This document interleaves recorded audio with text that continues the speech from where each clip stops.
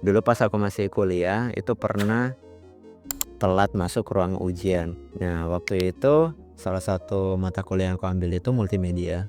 Kenapa aku telat masuk ruang ujian? Karena aku mendahulukan sholat zuhur.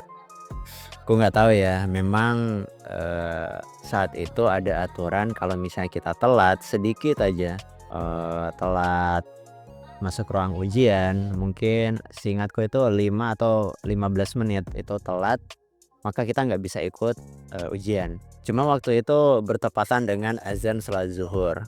Ya aku akui aku salah waktu itu, karena mungkin aku juga telat, tapi ya aku mendahulukan sholat zuhur.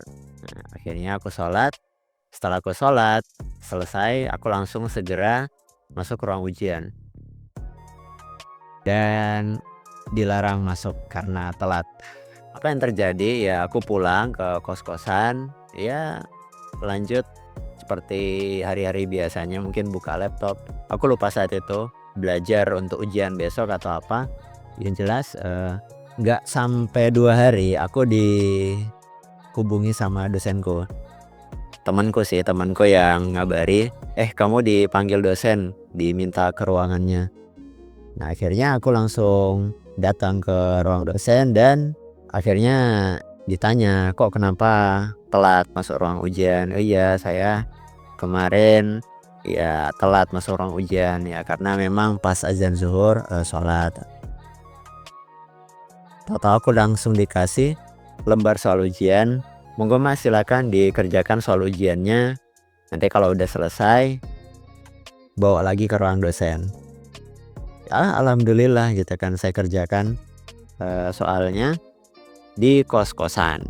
Padahal bisa-bisa aja sih kalau misalnya aku kerjain di kos-kosan itu bisa nyontek, bisa ya buka kerpean.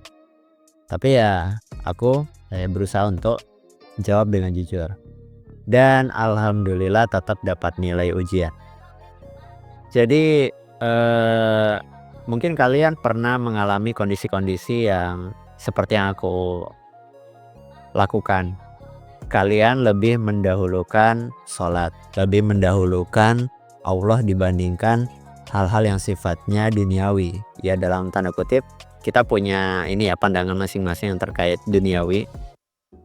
Dan apapun itu, seperti apapun keputusan yang kalian pilih gitu kan, kita nggak tahu hasil akhirnya.